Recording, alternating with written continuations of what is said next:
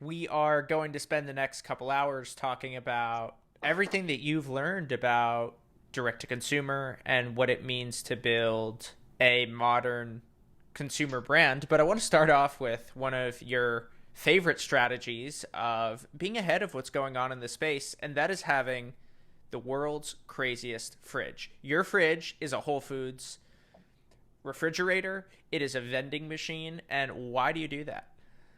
It's well, so personally, I first of all, nobody thinks there's food in there. There's definitely food in there. It's just in the bottom drawer.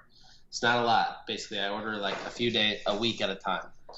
But it's basically a lot of times if I'm thinking about working with a brand and they happen to be in the food and bev space or they are launching soon, um, or I've invested in one, then I always try to carry it. And, like for me personally, I just love the idea of having a vending machine fridge. But it's always stocked with like waters. Today I think it has some Olipop, which is like an alternative soda. It's got Sanzo. It's got basically it's my way of like testing product. And every weekend there's always people that come over to my apartment, and so it's a good way for me to also get feedback and understand product feedback or what people think of it, how they like the taste. Um, a lot of times it'll just end up in like either in mostly in good outcomes of like, hey, this is something that's great, or this is something that people love. That's a good signal for me. For example, my company will also build landing pages for some of these brands, and so we'll take a quote that somebody has when they first try the product, and that'll be that might be the greatest piece of copy that lives on that landing page. Um, but more than anything, it's just the internet knows about my fridge. The last time I tweeted about it got 150,000 impressions, which I think is insane. And there was people commenting from, it's a polar extreme of a fridge, and the internet loves reacting to polar extremes. And so it's also just it's a funny thing on the internet. But then it results in a ton of other brands that might be launching soon or have just recently launched, and they now want to send product to basically get in the fridge. It's like an ad placement at some level, but yeah, the famous fridge. You've seen it for a couple years now. Yeah, I think that this speaks to Nik Sharma principle number one, which is that rather than looking to other people for ideas, what you do is you see the world as a museum, and Yeah, all the answers that you need are actually just right in front of you. And so often you'll get questions of like, what resource can I go to find that or to learn more about that? Or what book should I read to do this? And you're like, just open your eyes, yeah, have a fridge with direct to consumer products, invite people over, and you'll actually see what you need. And it reminds me of a story at a time where we went to a Warriors game.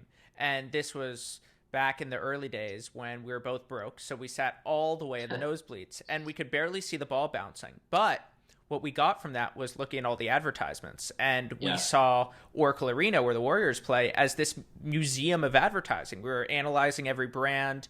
We were looking at the in-game performances during timeouts, and we saw that experience as a lesson for how to think about advertising, how to think about product. And I think that this is a really important principle in how you live your life. It's trying to cultivate a life that gives you the answers that you need to be at the frontier of direct to consumer rather than trying to look to other people for answers.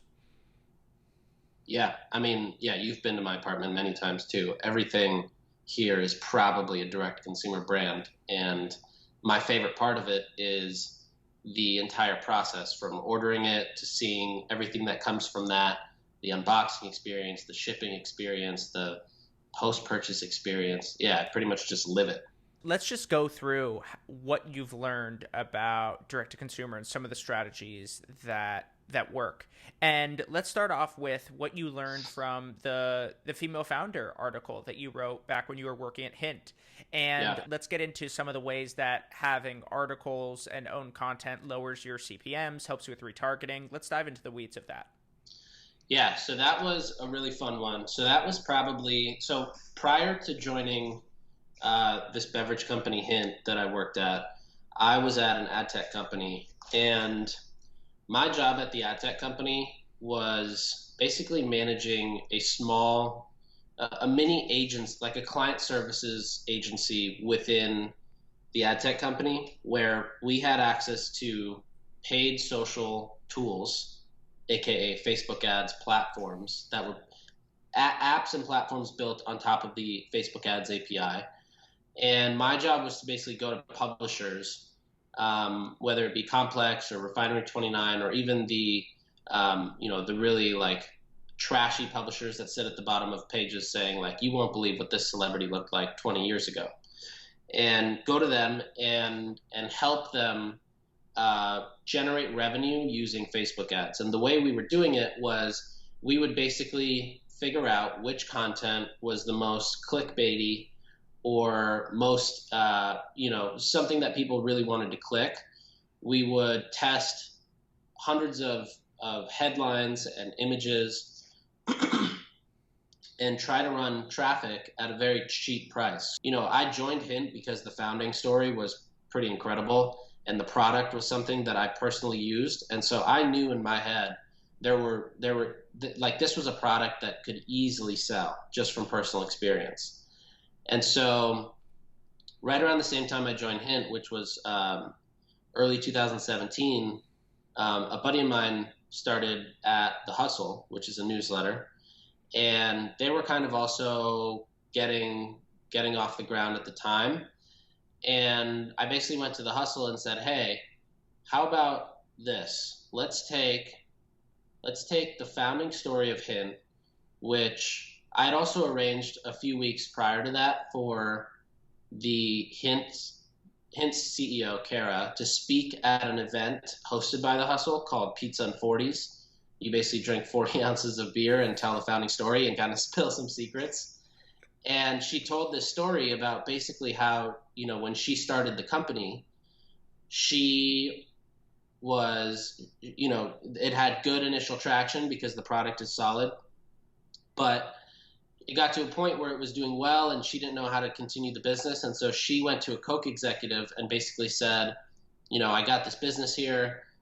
It's doing decent. Do you guys want to just take it? I don't really know what I'm doing here. And the Coke executive, in a demeaning way, called her sweetie and said, Americans love sweet. And so I was like, that's a story. That's a really cool story.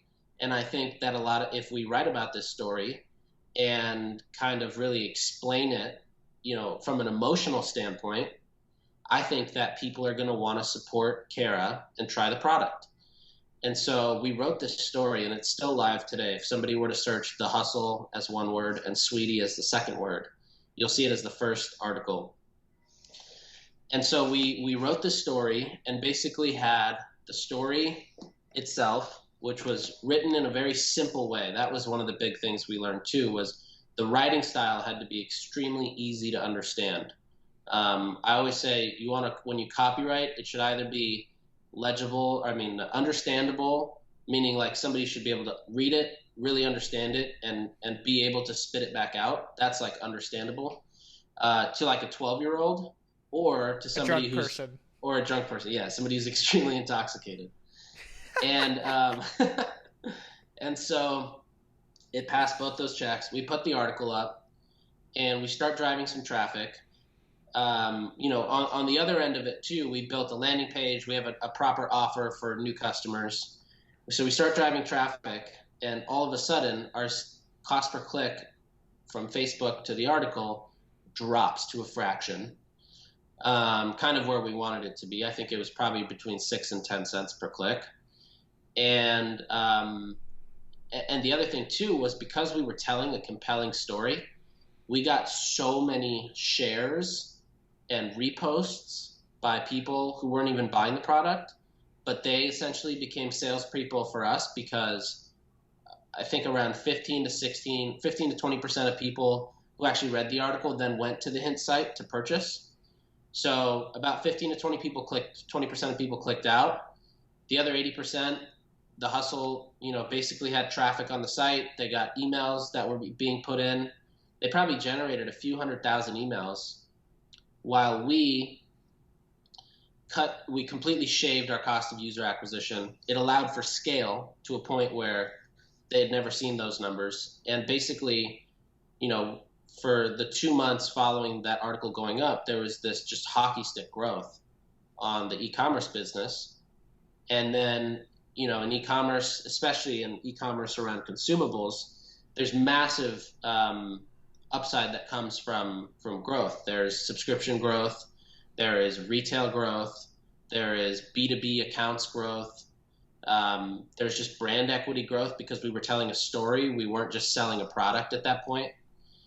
And anyways, that became kind of a staple going forward, was this story-based selling instead of, hey, come look at us. We sell flavored water. Here's a deal for 20% off.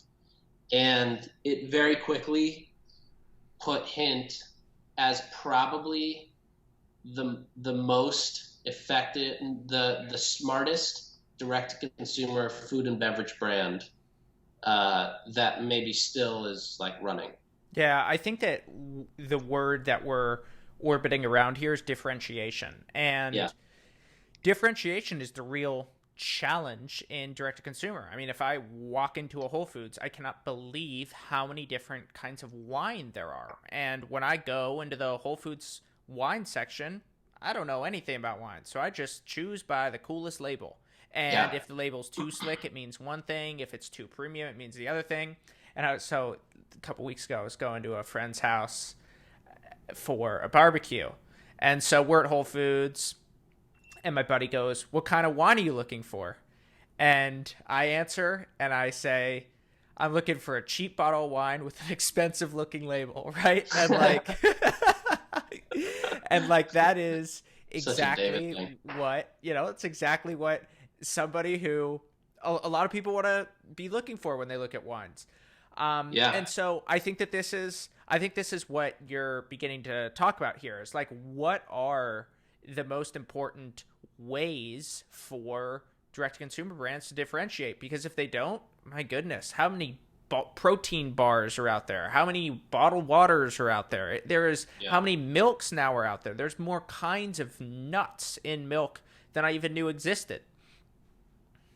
Yeah. Well, what's also really interesting is the kind of the offline world of beverage and even food for the longest time was heavily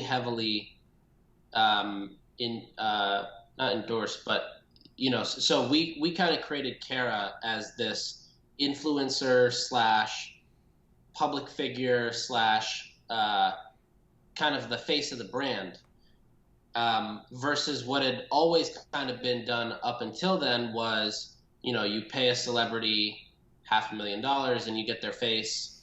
Like Core Water had Demi Lovato, Papa John's had Peyton Manning, you know. And so we kind of changed it to a point where we were just like, all right, our budgets are smaller. We don't have those budgets.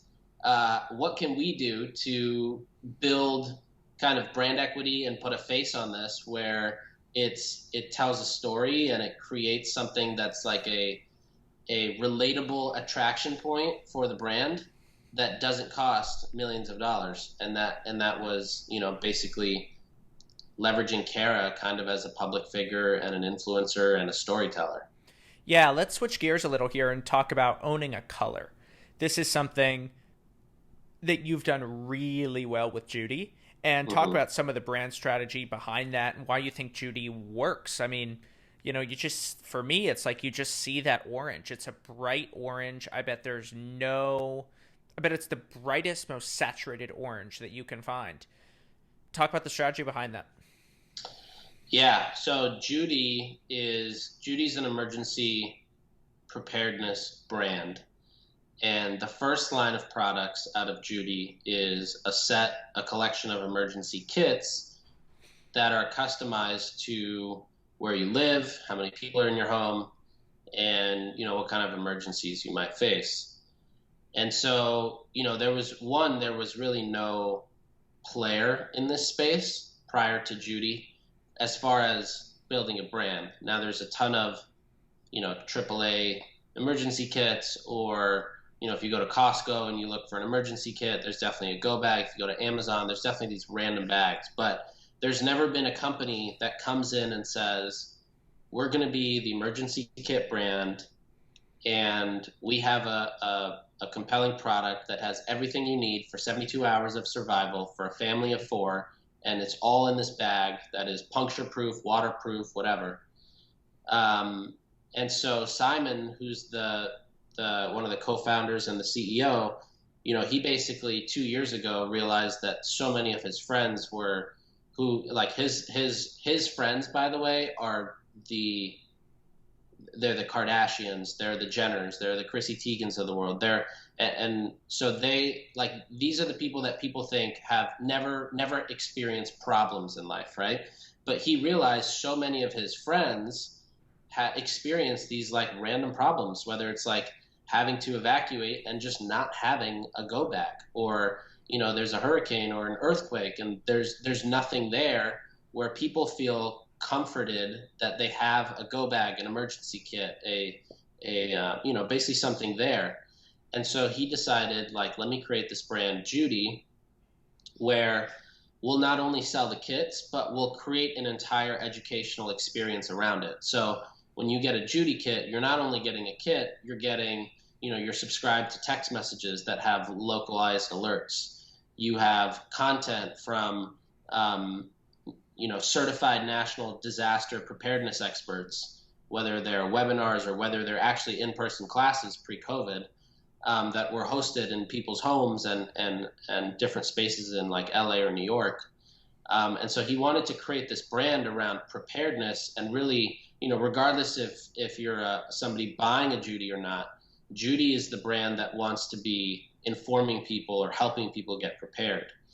And from a branding standpoint, it was really important that it stuck out, because for a few reasons on the branding side, which are obviously that, there's this, Judy's the first brand in this space. And so the brand has to be really well done, because you want that in the future, any player that enters this space cannot be in the same sentence without mentioning Judy, because Judy was the first. Judy has the biggest brand.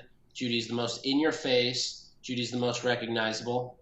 So there's that aspect to it. But there's also the aspect of, if there's an earthquake going down, you better be able to spot that Judy bag really fast, no matter where it is. And so it's just, there's many reasons why there's that bright orange color you mentioned, but it really also, it really just, Judy has to own that color for so many reasons, both safety wise and also both, again, brand wise. So talk a little bit about what you do with your work and how you go about actually launching these direct-to-consumer brands into hyper-growth stage. And maybe we can stick on Judy, but what are the different tent poles of how you think about what it means to launch a brand? So we've spoke about the actual branding of launching a brand, but there's a lot. And I mean, we could start with this idea of balancing supply and demand at launch. So with supply, you have things like user experience, technology, funding, people, supply chain, customer service. And then on the demand side, you have to think about brand equity, media, creative, merchandise, and then channel expansion. So let's sort of stick on that, and we'll talk about what it actually means step by step to launch one of these brands. Yeah. So my day job, you could say, is I run a growth equity firm called Sharma Brands, and we basically help brands in 3 different stages. Either A, we come in and we launch brands from scratch, or not from scratch, but brands will basically bring us in after they've established what they're doing, and they might be in the branding phase, they might be done, but we usually come in, we help out with the website build out, from really making sure from a conversion standpoint that it's something that's built to last. We help from a creative standpoint. We make sure that basically from a user experience and a platform standpoint, it's really solid. Then things like creative, media strategy, additional technology type of stuff, whether it be emails, SMS, etc. We come in and get everything ready, and then we help launch, and then the focus shifts to the demand side, which is, as you mentioned, the media, the creative, the merchandising, which is basically testing different. What are you selling, and how are you selling it? How are you messaging it? What are you packaging together? And then eventually, as it starts to grow, we focus on channel expansion. So that might be, you start with your focus on email and Facebook ads, and then hopefully you progress, and as you grow, you focus on getting really good at finding customers on different channels, so you're not reliant on a single channel. So for Judy, for example, Judy's everywhere from Facebook and Instagram ads to Pinterest ads to, we've done direct buys on native apps, publisher type of apps, all the way to TV.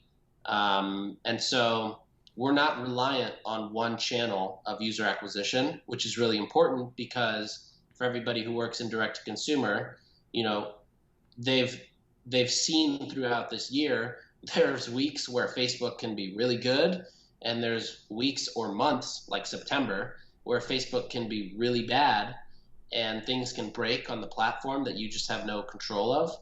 And when you're overly reliant on a single channel, then you might miss your entire revenue goal simply because you weren't diversified from the beginning.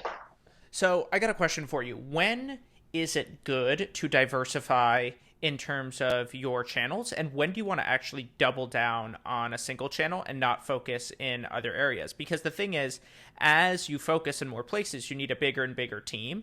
And so when would you advise a company to say, hey, Facebook is working really well for you, Twitter, YouTube working really well for you, stay there and don't dilute your attention? And then when do you want to be diversified from the start? So it's a good question. I think in many cases, what we do, basically, our strategy is usually, let's launch using the really easy tools, right? So Facebook and Google. On Google, you want to launch with basically branded search, which is essentially people searching directly, Judy emergency kit. Not necessarily emergency kit, but Judy emergency kit. That's a term that you own. And you want that because anytime you have a launch, you might have PR, influencers, people posting, friends talking about it. You want to be able to capture that really lower funnel traffic.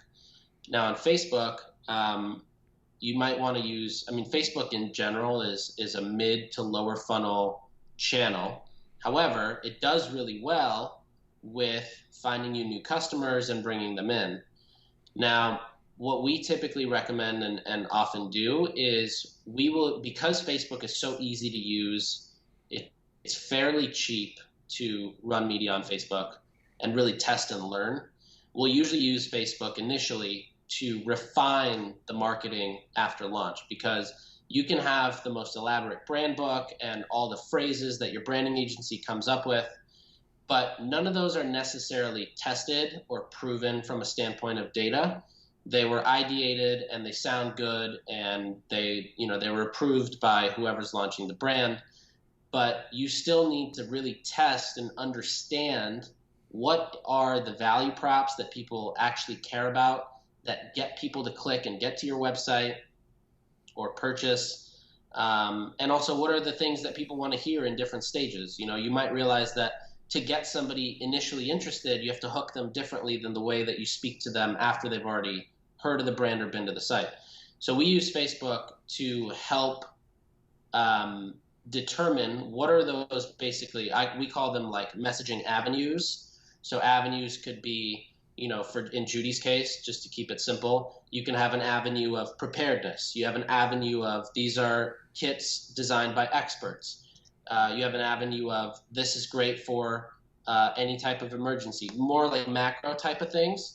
And then as you start to identify the avenues that work, then you go more into what we call the cul-de-sacs, which are, okay, now that we know that designed by experts is a topic a macro message that gets better engagement or lower cost per clicks and higher click-through rates.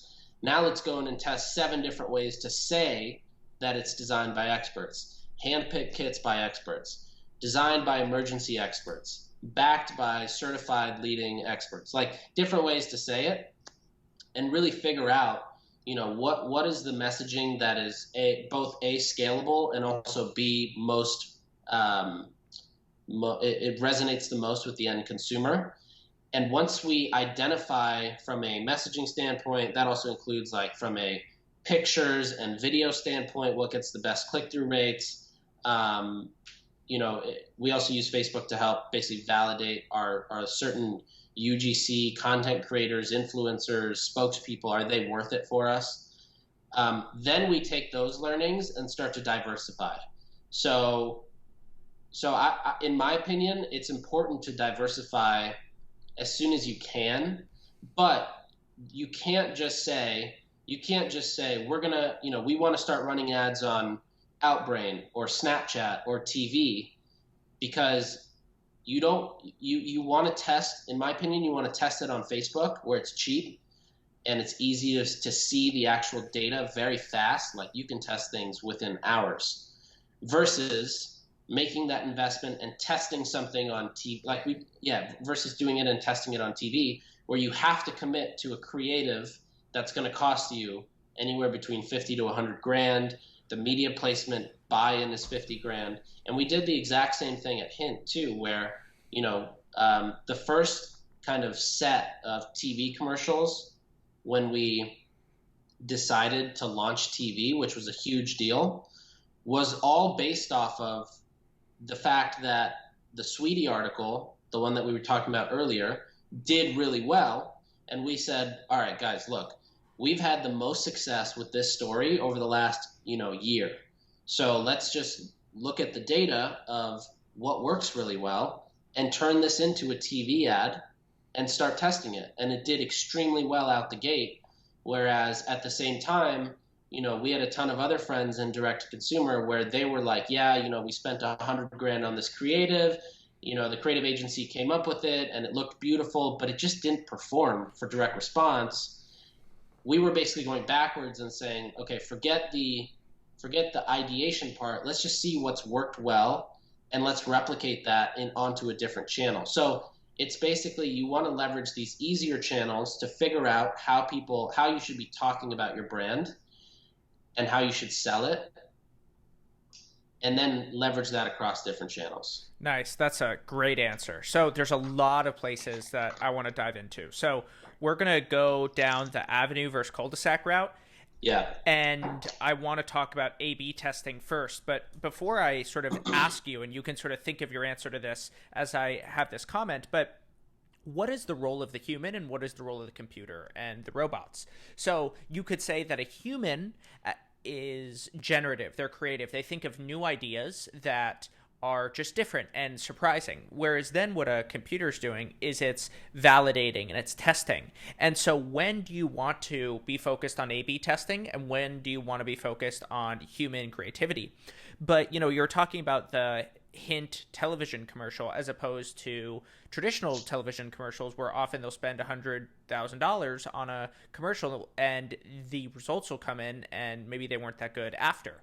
And it reminds me of the quote that everybody knows from John Wanamaker that says, half of all my advertising is wasted. I just don't know which half. And so what you're saying here is that there are actual repeatable methods that you can use to make sure that you don't waste nearly as much money on advertising.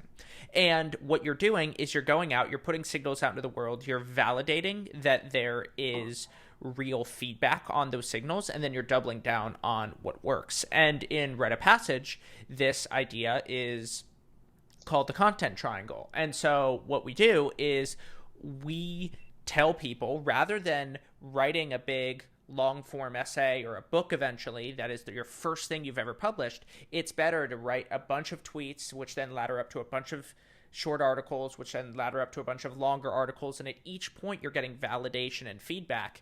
And I think that this is one of the things that a lot of people get wrong about creativity or don't realize the advantage that has been given to modern creators is getting additional feedback at every single step so that you can distill and refine what it is that you're doing.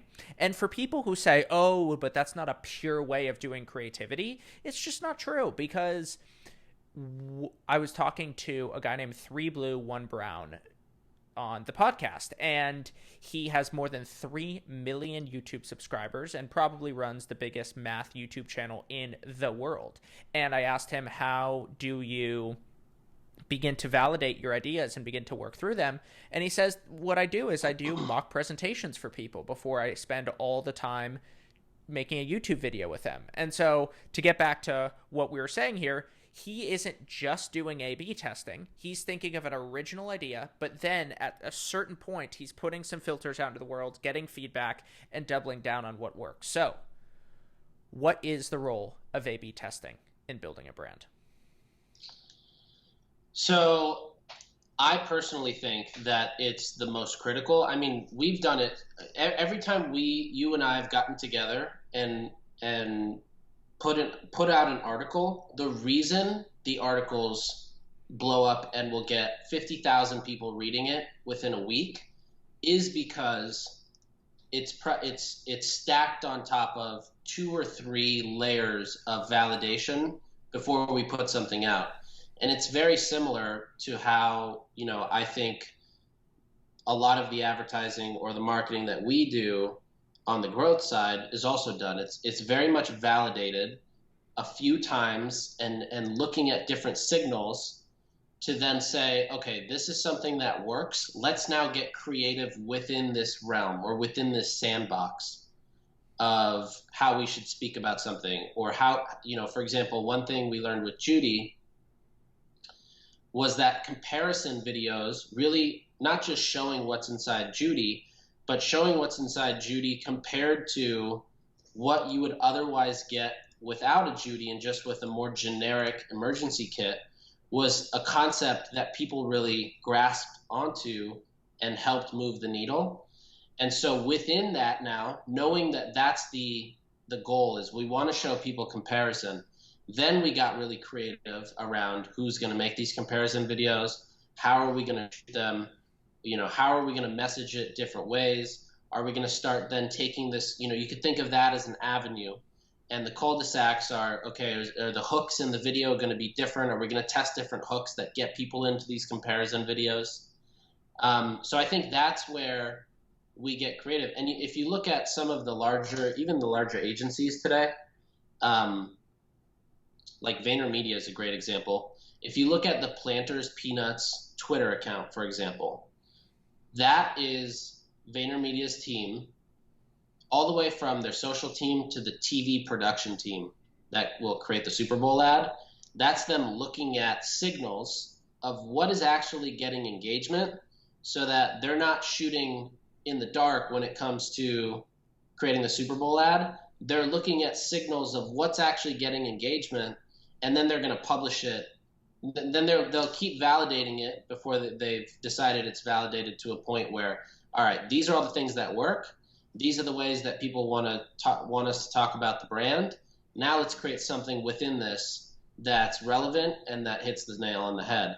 And even with Hint too, if you go back to Hint's tweets between, probably like mid 2017 to mid 2018, you'll just see so much copy testing on the Twitter account, which had an audience of probably 100,000 followers at the time. And it was just a free way for me to just spitball an idea, throw it up on Twitter. If it got a good amount of engagement, we would run it in ads. And if we saw good engagement there, that might turn into like another article that we write.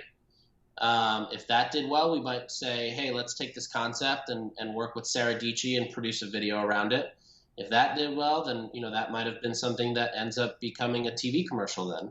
And so you kind of just validate through these different steps. And one thing that a lot of people just don't realize is they have free access to validate these ideas or thoughts or concepts just through tweeting or putting something up on Instagram stories and adding a poll to it. Like, there are so many easy ways to just validate and kind of figure out what those avenues are, that are easily accessible. You don't always have to be running an insane amount of ads or paid media to find these value props that really stick for your brand. Basically, what you're saying here is that customer surveys are more common than ever. They just don't look like customer surveys anymore. Exactly. That's huge. So you talked about working with Sarah at Hint. Tell me about what you think of the role as influencers in these direct-to-consumer companies. What are people missing? Why do you like working with influencers? And what have you found? I mean, I think one of the really surprising things that you and I have spoken about is that shaky videos perform really well. Things that look like people are making them sort of on a whim, things that look like people are making them at home, that have that raw and authentic feel generally when they're on platforms that are very social in nature. Those tend to perform much better than really produced videos. But I think that then leads into another one of your principles, though, that you want your creative to match the platform, and you need to know the culture of a platform like you need to know the culture of a city. And just as if you're in New York and you're walking Fifth Avenue and it's 6:30 in the afternoon, you better be walking fast. And if you're at a funeral and you're walking at that speed, that's just weird. Like, what are you doing, right? You're not being respectful. And so there's a culture in different places, and that then leads to our walking speed, just as there's a culture on different social media platforms, and that leads into the kind of creative that you use. Yeah, so there's a couple things there. There's influencers and there's culture and nativity to a platform. So on the influencer side, so it's important that we also reiterate that this is focused for direct-to-consumer brands, because this always makes people really angry. But from a content perspective, you're absolutely right. The shakier, the better is a phrase that is commonly said throughout the world of direct-to-consumer. And we'll get into that in a second. But on the influencer side, there's a couple different roles influencers play. There's the role of, I'm Ninja and I'm aligning myself with a streaming platform, and that's a huge deal because that's a top 1% influencer who has massive influence, and they can move crowds like no other, right? And so there's those types of influencers, but the ones that I was heavily focused on were the ones that had anywhere between 50,000 followers to maybe 10 million followers. So not the top 1%, but still had a good amount of a following, right? And so one thing that I used to always see was, coming to New York and being at Hint, I had a few friends who at the time were, influencers, and I would say like, hey, why don't we, how about we get together and all basically book out the rooftop at 60 LES Hotel, and I got the corporate card, and let's get some influencers together. I'll get some Hint bottles on the table. We'll get everybody drinking Hint and posting on their stories. And let's just start to create this little culture of Hintfluencers in New York. And it was never intentional, but it just started happening. And at the same time, what I saw brands doing was simply, you sign up to an influencer marketing platform, you pay them the month or the annual fee, and then you get on the platform and you find 12 influencers who have a certain number of followers in a certain region, and you check next to their pictures and you hit send brief of hey, we want you to post on your Instagram a photo of you drinking the water, and this is the caption, and let us know when it's posted. And it's just not, every time people see it, if you look at the comments of actual influencers who do that, all the comments from the fans are just, yeah, you get that bag, go get that check from the brands. Yeah, we see you killing it with these brand deals, right? Like fans are hyped that their influencers they follow are getting a check from a brand. They're not going to go to the store and be like, oh, I saw David Perel on his Instagram with a bottle of Hint in his hand, so I'm going to go and get a bottle of Hint. And it's because it's just not natural. And so what we started doing was the complete opposite. We just said, like, forget the whole like pay for influencers. Let's just like bring them together and have a good time. And we'll host a couple dinners. We'll get drinks together. We'll get to know each other on a personal basis.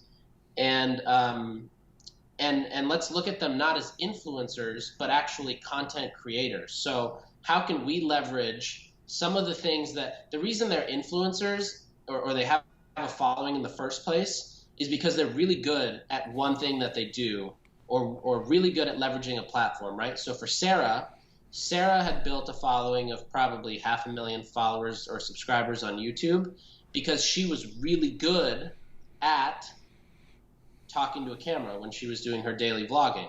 She built an audience because she was good at speaking to a camera and people felt that she was speaking to them, and that's why they subscribe and keep watching.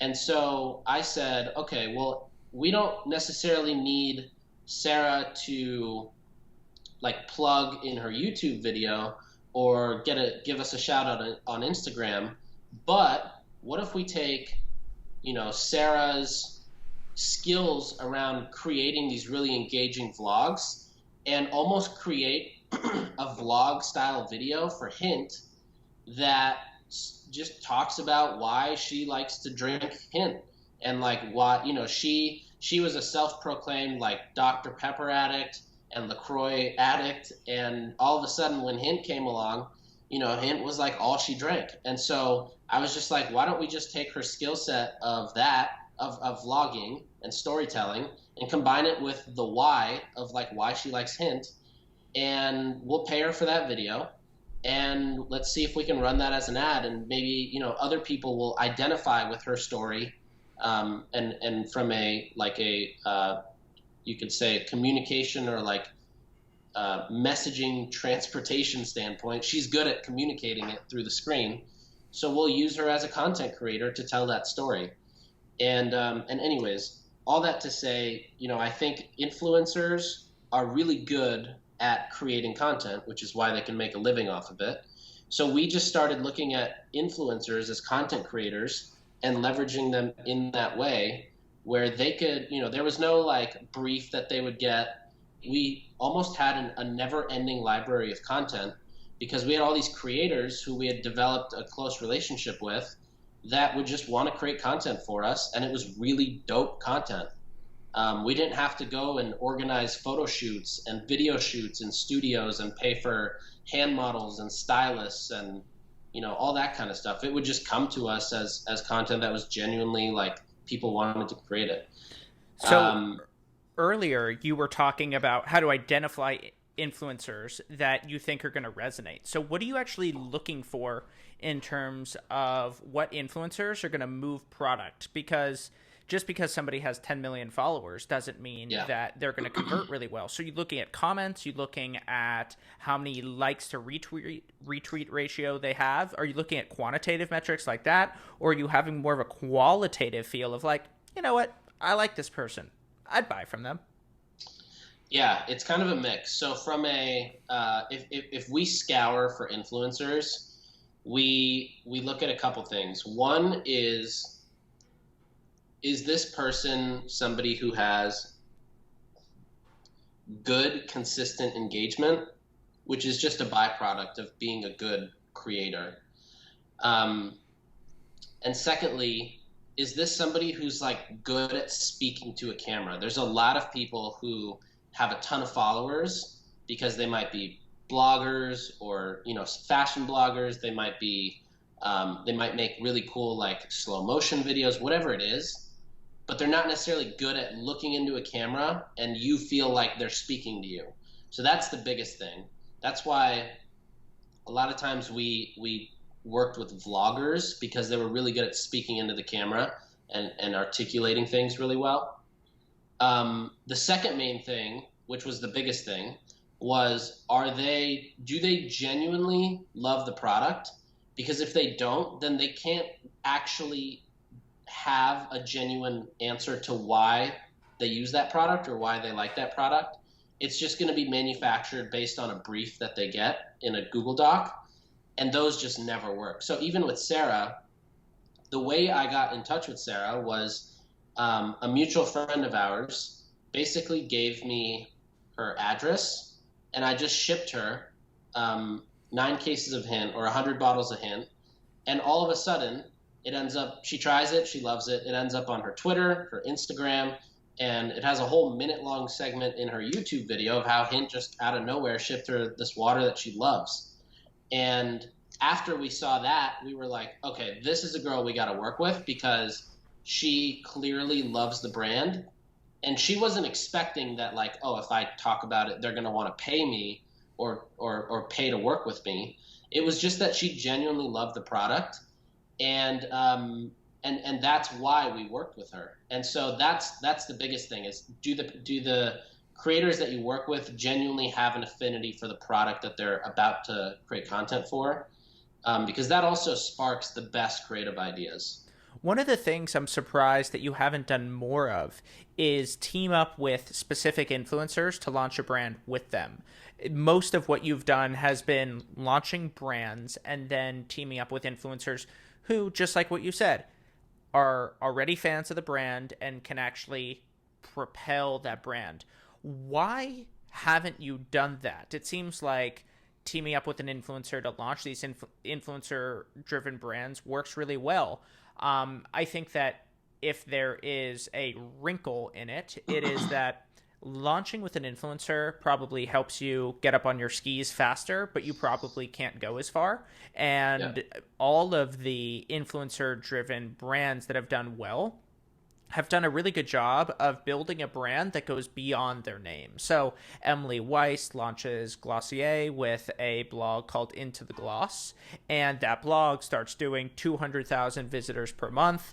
And now the company Glossier, it is not Emily Weiss and Company, is worth more than $1 billion, right? They're going to go public at some point, and it'll either that or get acquired, and it'll be a really good outcome. And then you have Jessica Alba with the Honest Company. You have George Clooney selling Casamigos for over $700 million. You have Aviation Gin, which was founded by Ryan Reynolds. That seems like a really lucrative opportunity that you haven't done. So what's your thinking behind that? Yeah, I mean, we've done a few. We've done an audio company that launched with Miguel last year. We did Cher. We did her personal perfume. Judy is somewhat, you could say, partnered with a celebrity. I mean, Simon Huck, I think, is kind of a celebrity. He's got a pretty big following. He's got a lot of connections. But you're totally right. The initial launch is ramped up or done a lot faster, but it still required, by month 6 maybe, it still requires the same type of business acumen or skill sets that a brand without an influencer would require. You might just have a few months up front where you're saving money on paid advertising because you have an audience already.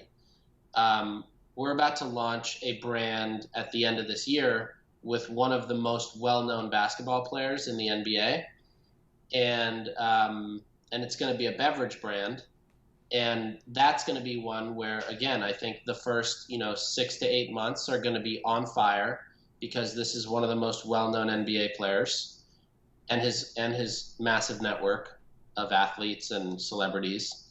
But then after that, it still comes back to how do you fine-tune your operations costs? How do you fine-tune your marketing?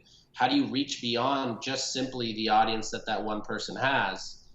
And I mean, Glossier is another great example of that, right? Like they launched with the Into the Gloss traffic and audience, but then very quickly had to begin fine-tuning the paid marketing and the messaging and the retail stores and kind of all the pieces around it to sustain that growth trajectory from the beginning.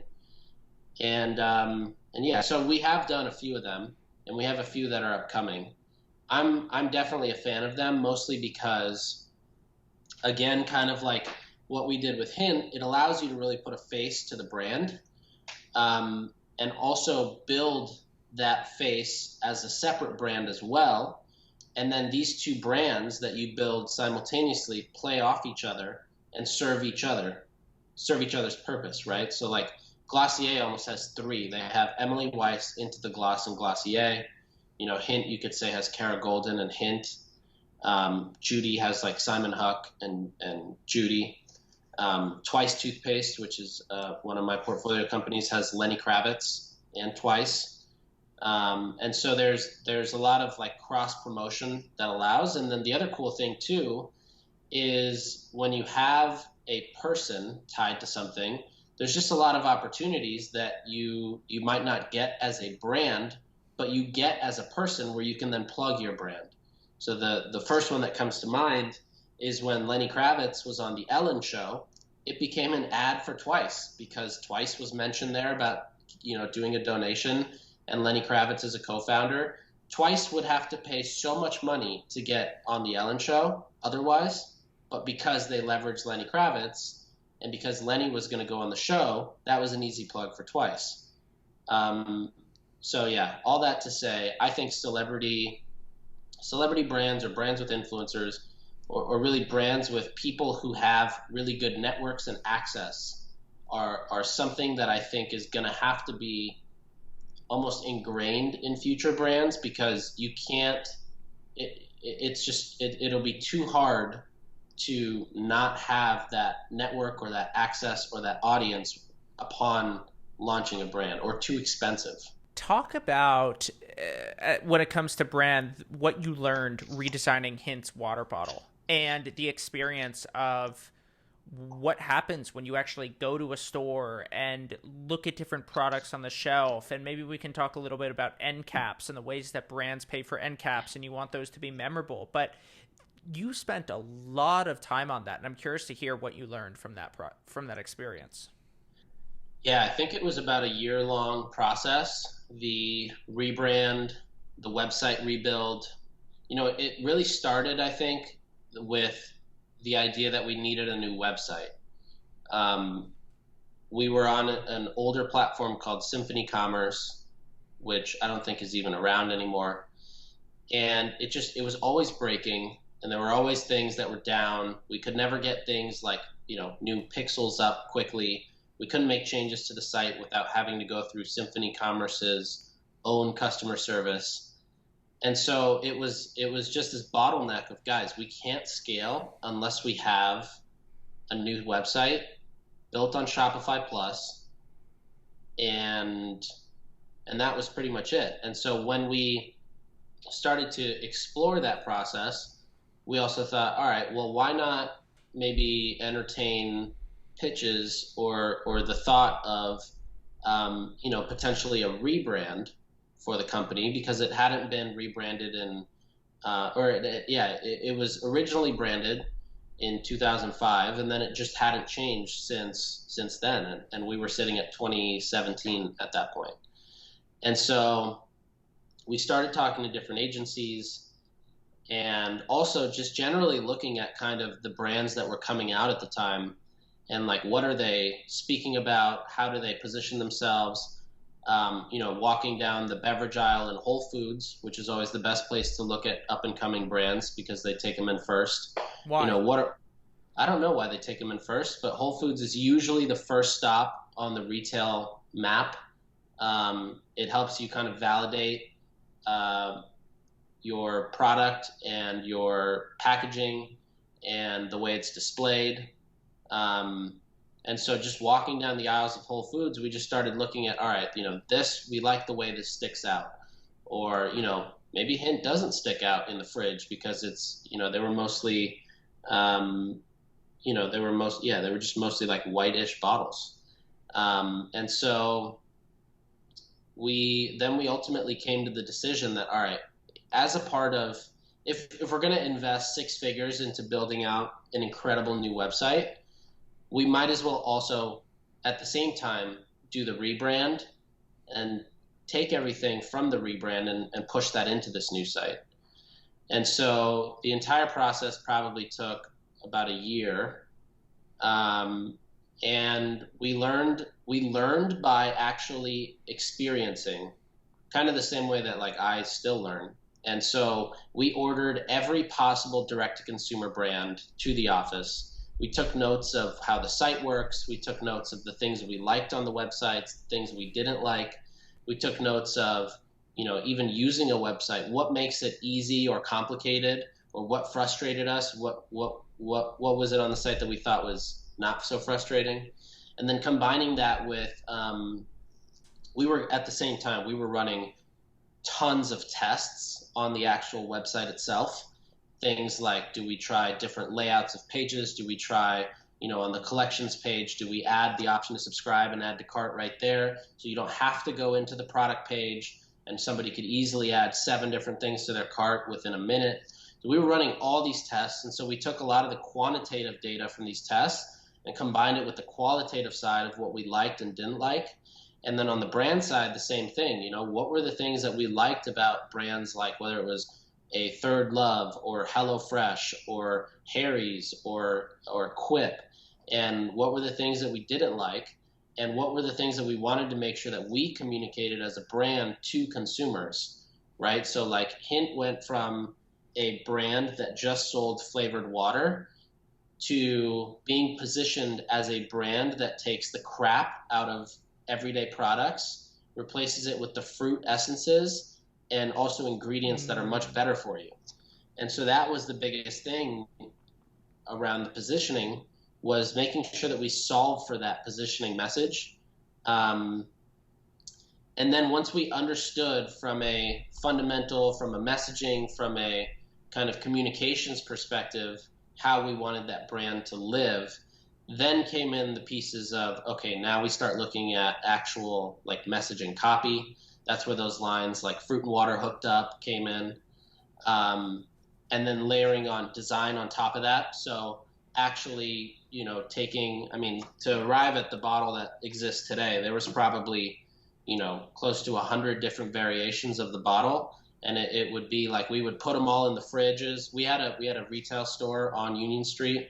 So we would put them in the fridges and see what people liked and just literally ask people, all the way to, taking these different, taking the different like samples of what the bottles look like and putting them in the fridge at a Whole Foods and just looking at the whole fridge and saying, all right, does this pop? Does it stand out? No, why not? If it does, then why?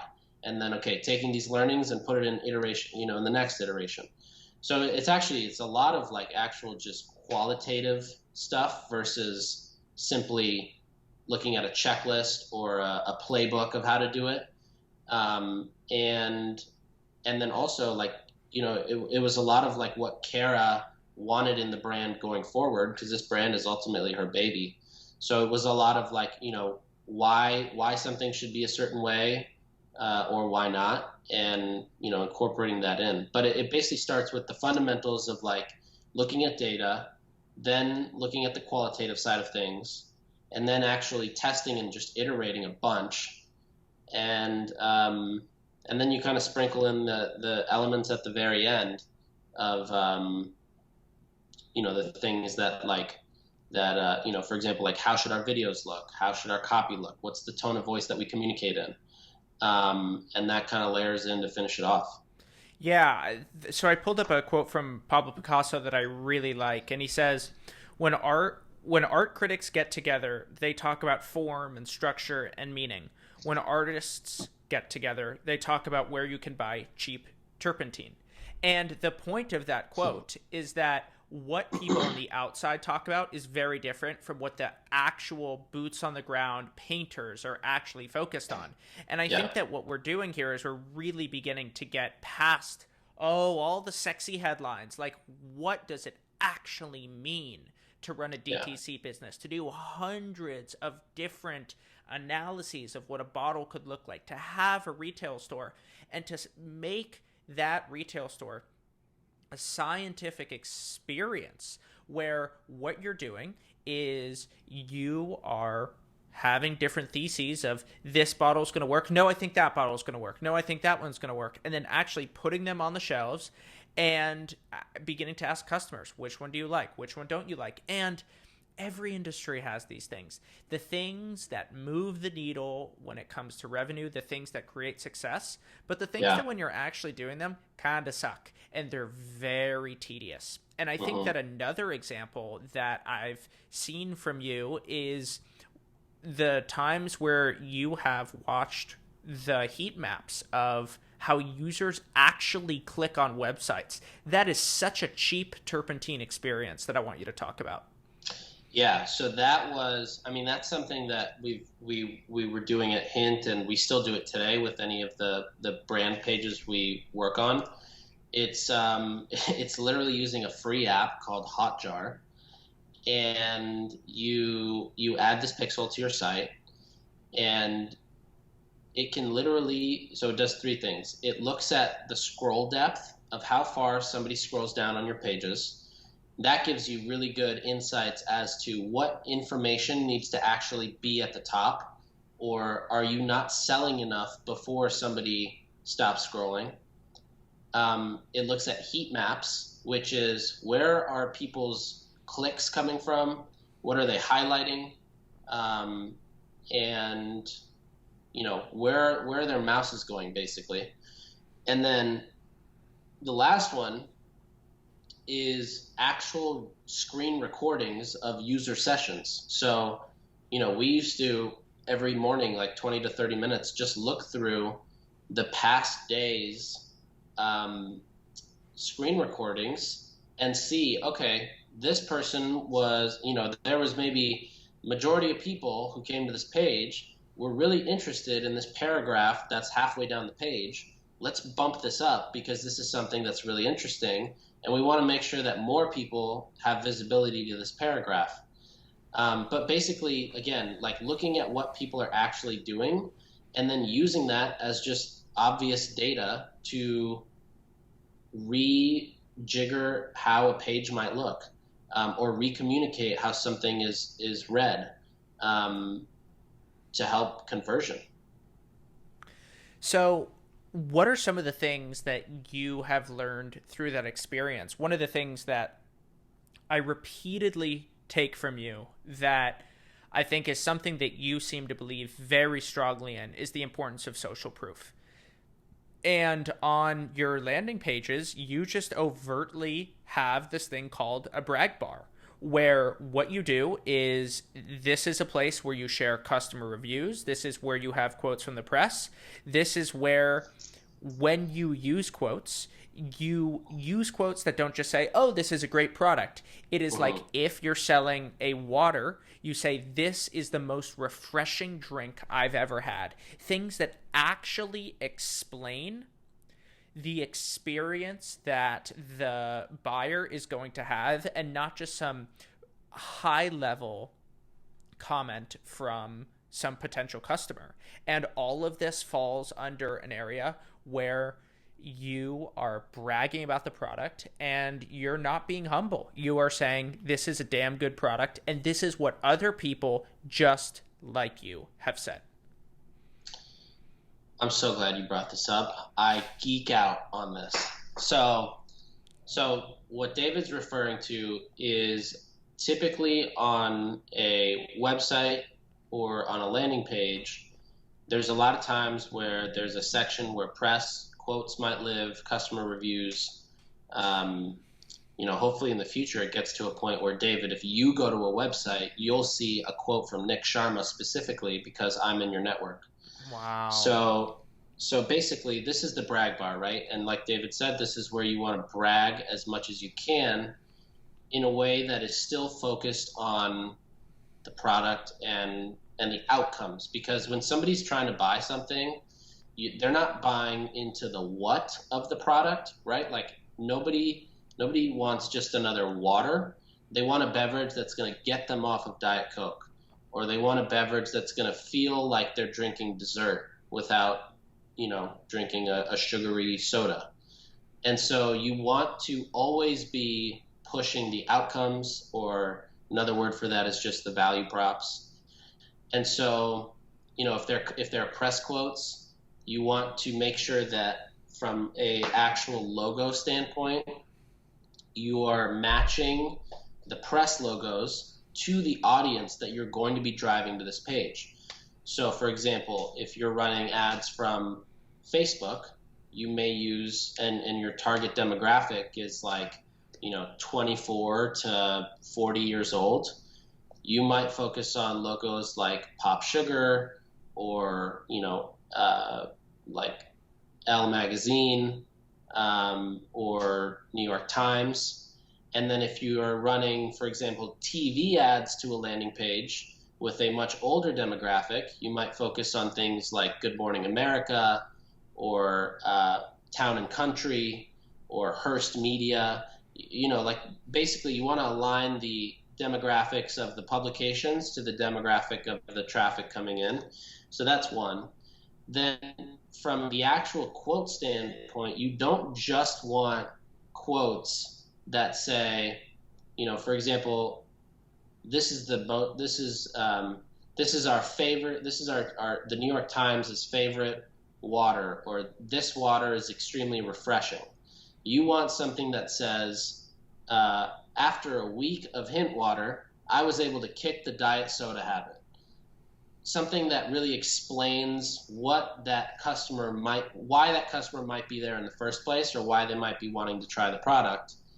And this brag bar, it helps with the validation of, okay, there's notable logos and publishers talking about the product, but B, they're aligning the reason they're there with why that brand was in the first place in a publication. So there's that, and then the other one is the customer reviews, where again you want to focus on things that elicit outcomes where the customer may be looking for. So if it's like, I can just pull a couple up real quick. If we look at like hydrant, for example, it's a quote from Pop Sugar that says, "When I really feel the need to replenish, a water mix-in like Hydrant offers up to triple the electrolytes as my favorite drink, as well as sodium, magnesium, potassium, and zinc." Like, that's a great quote from a great publication. The second one there is from The Skim, and it says, "Proper hydration can clear brain fog, and that's exactly what Hydrant does when you mix it in your water first thing in the morning." So they're focused on things that really like complete that story of the brand. And then you might have customer reviews that complement it. So for example, on the Hydrant page again, there's one that says, "Ordering has been so easy and I can't imagine my mornings without Hydrant. I struggle to drink enough water and this has definitely helped." So somebody reading this might say, "Oh, I also struggle with drinking a ton of water. If I just add this into my morning routine, maybe I'll feel much better and it'll clear my brain fog." So they kind of all tell this story cohesively. But again, it's not in the context of this is coming from the brand. It's in the context of this is what other people are saying about it. So you don't have to take the brand's word for it. You take somebody else's word for it. Yeah, this is key. And I think one of the things that you didn't quite get to that you had implied is that the more specific the customer review, the more believable it is. Yeah. So talk to me about landing page design. And a couple of the things that you focus on are building your own bundle pages, quizzes, click-through, ways of thinking about that, and then listicles. So talk about click-through LP, listicles, quizzes, and your hero-style landing pages. Yeah, so basically, I think when people first hear this, they're going to be like, "Oh, these are just gimmicky ways to trick customers into buying products." But in reality, what we're doing is we're creating experiences that, just like the creative that we were speaking about earlier, how we said shaky always performs better, just like those pieces of creative are native to the platforms that people are scrolling in or looking at, these web experiences are native and intuitive to a customer who might not have the education about a brand or the product that they click the ad on. And so these pages help identify and educate the perfect product for that customer. So for example, if we talk about like a click-through landing page, that's basically, actually let's talk about a hero landing page first. So a hero landing page is essentially a landing page, which landing pages are basically just a fancier way of saying a web page that's more optimized for a singular purpose. In this case, let's call it a Facebook ad.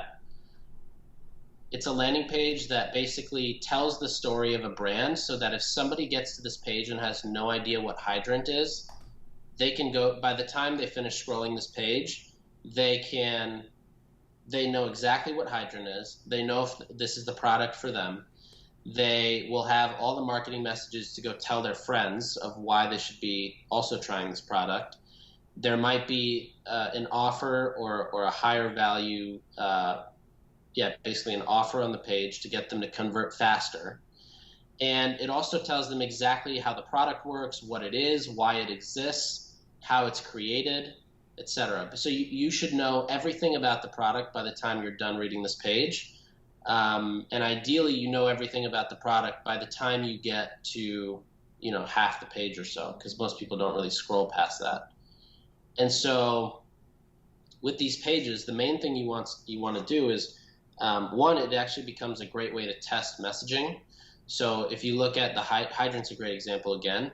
We were running tons of landing page tests last year with Hydrant, to the point where the main website, the copy that lives on the main website was becoming reflective of what was on the landing pages, because it was performing so well. And so, so you get to the site, you want these landing pages similar to what we were talking about earlier. They have to be completely understandable by a 12-year-old or a drunk person. So you have to be able to communicate really effectively and really clearly why somebody's there, why somebody should buy that product, so they can quickly identify if it's something for them or it's not. And if it is for them, then you want them to move quickly, right? So for example, with Hydrant, Hydrant's an electrolyte mix, but when you get to the landing page, it doesn't say Hydrant, electrolyte mix with less sugar. It says meet the fastest way to rehydrate. And so all of a sudden somebody's like, oh, I need to get rehydrated. As you scroll down, you learn, okay, why Hydrant?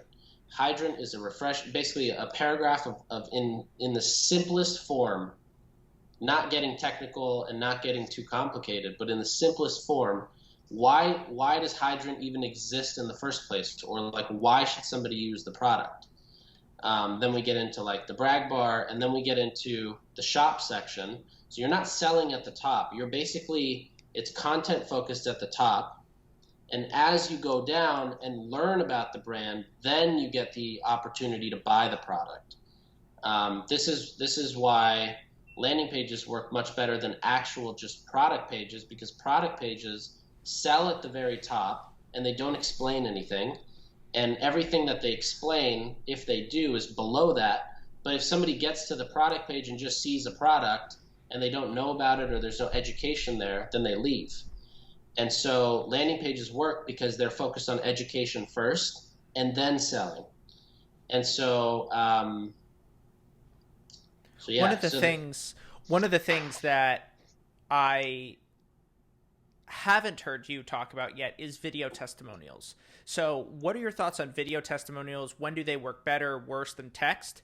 How do you think about the trade-offs between really short landing pages that are almost like, maybe you might see this in a luxury brand, like we're so good that we're not going to give you a lot of information, versus really long landing pages that try to justify their value proposition with volume?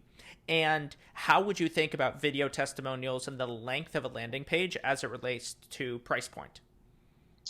So I think a lot of times when you see like a really high-end luxury brand doing the shorter pages, or even just in general, if you see a really short page, it's usually because they plan for that person to be coming from an extremely high intent source of traffic. For example, if you search Again, if you search a Judy emergency kit and you get to a really short page, then it's probably because you're coming in already knowing what you're there to buy in the first place.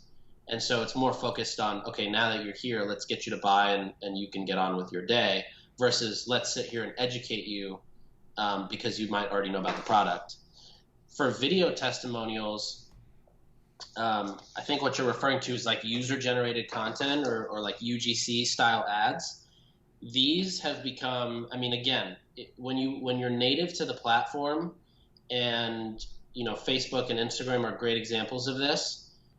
UGC is just it's like it's a drug because it is so cheap to produce. You can, I mean, all the UGC we do for our clients is all filmed on iPhones using the selfie camera. You make sure you have good lighting. You make sure you have a camera on your iPhone, and you just talk about the product, and you could even rant for 10 minutes straight. And then, when you edit it in like an editing software, you just cut up all the right pieces and the value props that you want in the video. And because it's so easy to make and record, you can test so many different ways of how you communicate about the product. You can test different hooks at, the first 5 seconds. What are you talking about? You can test different hooks. You can run it through personal pages too. It doesn't always have to come from a brand page. So, I mean, UGC is so incredibly underrated as a marketing tactic. So why would it be underrated? Like, what is the mechanism behind that? Is it that UGC is such a new thing that a lot of the more classic... New thing. Yeah, it's a new thing, but it's also not looked at as an elevated form of marketing because it's filmed on an iPhone and because it's not overly produced. The best UGC is actually usually never really that edited, other than maybe spliced together and subtitles. But when you start adding like logos and things that fly in or animations, that's when it starts to just become another ad versus a testimonial, right? Like testimonials are raw and real, and that's kind of the feel that has to also be carried through in a UGC ad.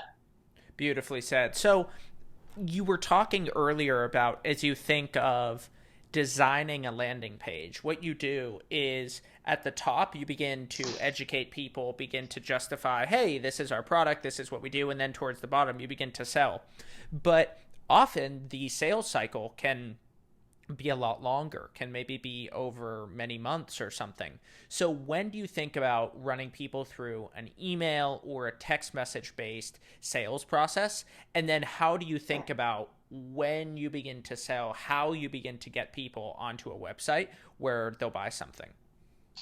Yeah, so I mean, there's definitely instances where you want to focus on, you kind of have like a 2-funnel approach. So your first funnel is heavily focused on audience building and data collection. So that might be things like whether it's, using a quiz to understand somebody's persona, and collecting their email, because now you have their email and you have information which allows you to cater content specifically to them.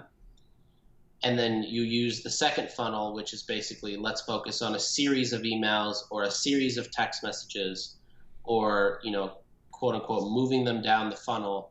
If they start with viewing a video, then you want to show them a different piece of content. Maybe it's an article. If they came to the article, now you're going to retarget them with maybe one more thing. And when they get there, you want to retarget them with the final page or the opportunity to purchase. We try to figure out from a messaging standpoint, how do we shorten that? And we have, in many cases, successfully shortened it. And the biggest trick to it is literally looking at customer reviews. And so anytime we build a landing page, we go through and write down all the different value props or characteristics customers talk about. So for example, if you're talking about Caraway, it might be like design.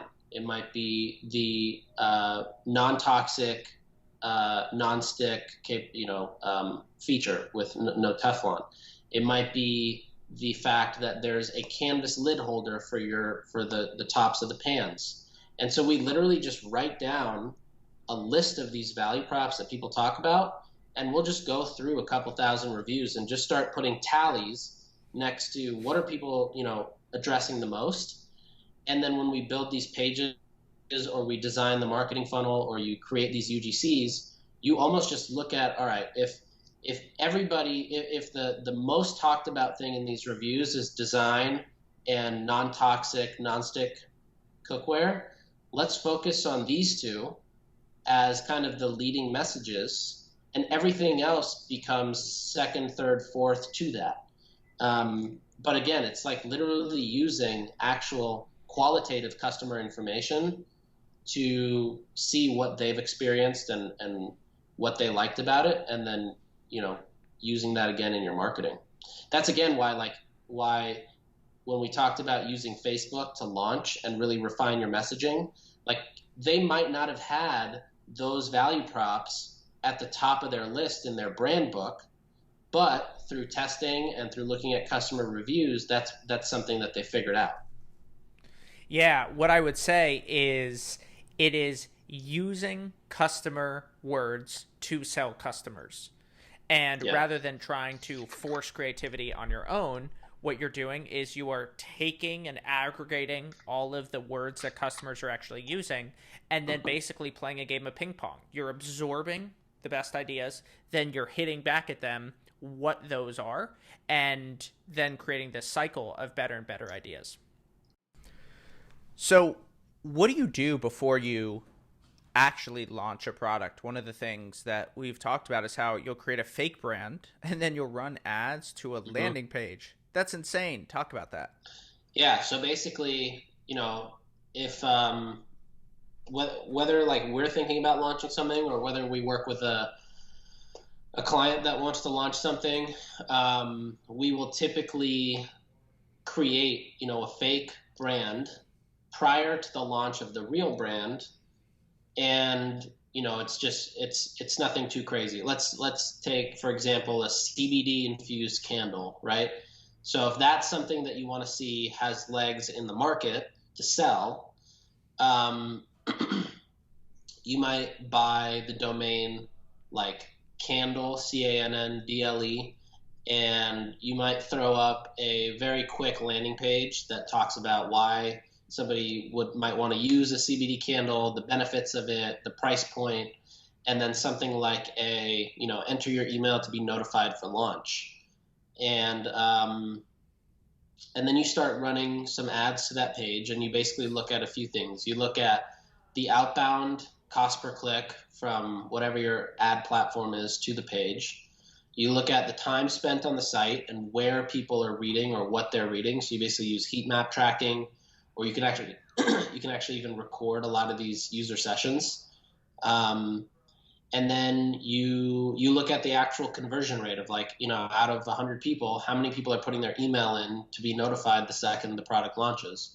And then even earlier, back on the ad platform, you do things like you adjust copy and creative. So basically the messaging and the images or the videos that get people to click in the first place, so that when you launch the actual brand, if it's something that is deemed like, okay, this is something people clearly want, then when you actually launch it, you already know, like going back to that brand book, you already know, okay, these are the messaging points that we should focus on because this is actually what converts. When we build the website, this is the text that should be in the hero.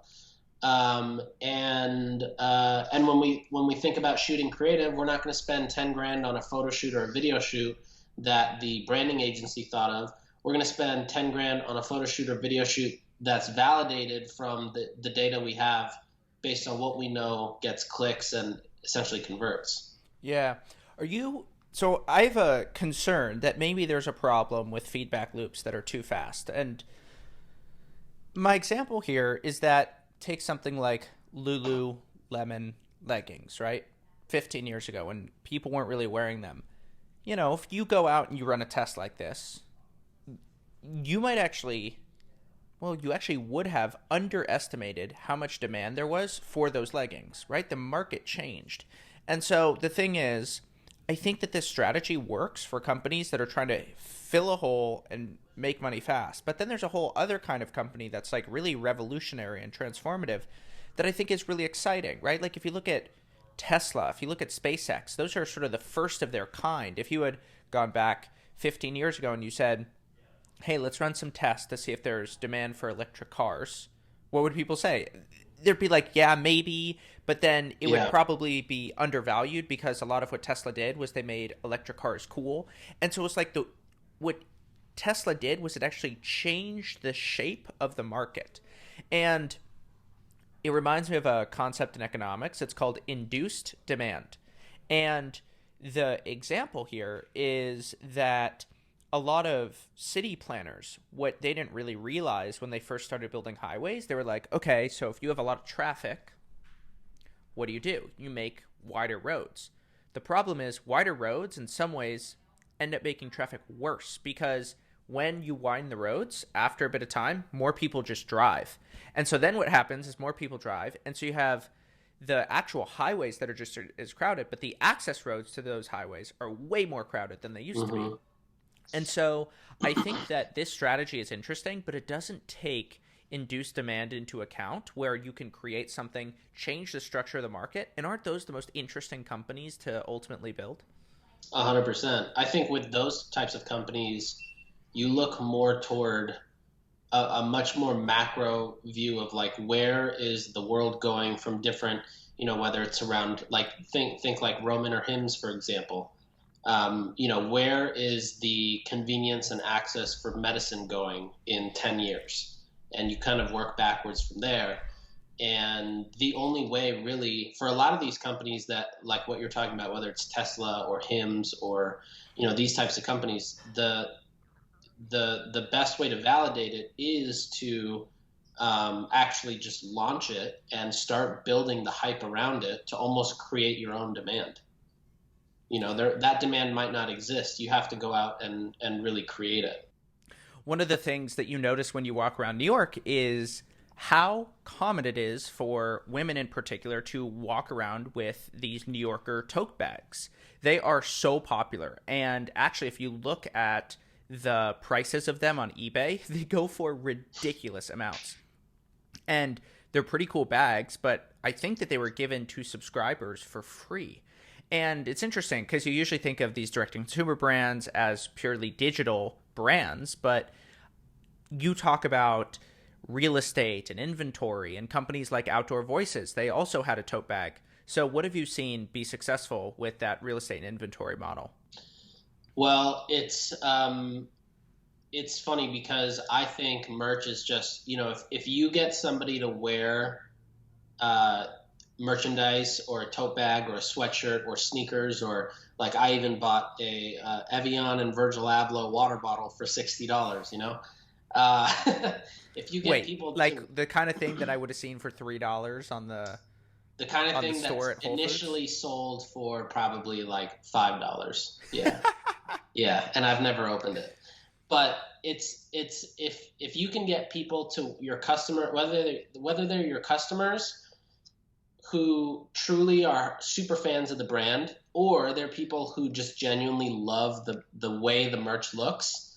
If you get people wearing your brand, you're essentially now you have walking billboards within the city, right? And if so for example, like I have a couple of Cha Cha Matcha sweatshirts which look awesome. I have a Ritual sweatshirt. I probably have a Recess hat, a Not Pot hat. Like I just have all this, and I don't wear it because I'm like, oh, I want to go represent the brand. I wear it because some of it just looks cool and it just looks good. And so, but then when I walk around on my back, there's a big logo, and people see that logo, and it's obviously it's not directly attributable marketing, but it is kind of that brand awareness, or it's another touch point of frequency in marketing. But I mean, when Vogue launched their subscription ads last year, one of the big things was you get a free tote bag. I was like, hell yeah, I want that Vogue tote bag. And I signed up and I just never canceled. But I got my tote bag and I was happy with it. It just kind of creates this, like, it also creates this sub community within a brand. So when you have one of the 5,000 tote bags, or, like Chacha Matcha did a very limited drop of maybe 500 Brandon Maxwell and Chacha Matcha sweatshirts. It creates this like sub community among this community of already super fans of the brand. And if you map it backwards, those are probably your customers that spend the most money, at the companies. Yeah, so I always think of YouTubers as the people who figure out marketing before everybody else does in this day and age, because they're so creative and they're internet native and they're just desperate for attention in a way that makes them really creative. And one of the things that YouTubers got really right that everyone else is just figuring out is collaborations. Yeah. And YouTubers, since very early on, they would make videos together and then they would tell the fans to go follow the other person. So if it was Casey Neistat's channel, they'd say, go follow David Dobrik. If it was David Dobrik's channel, they'd say, go follow Casey. And I think that there have been some brands that have done particularly well with collaborations. Like, I look at Supreme has done an amazing job. And also, they'll just surprise you with stuff. So, they'll do the classic stuff like the Louis Vuitton collaboration and stuff like that. But remember when they did the MetroCard collaboration, the New York City MetroCard? And they broke the internet. People were going crazy. And what is it about internet culture that you think makes these collaborations so popular? Well, it's like playing the algorithm when you put up a LinkedIn or Instagram post. When you get that initial pop from when you have enough people who go like and comment or share within the first, very short period of time, and it just amplifies. I think it's very similar to what happens when, like, for example, if Supreme drops a MetroCard collab and there's only so many of them, I could give two shits about it, but when I see it, I'm like, all right, now I want to go and get that, for no reason, but I want to be a part of it. And it's like when the initial crowd or group is so loud, it almost just attracts this other secondary wave of people just from pure FOMO. Yeah. What direct-to-consumer companies have done a good job with collaborations? I think actually Mad Happy does probably one of my favorite jobs.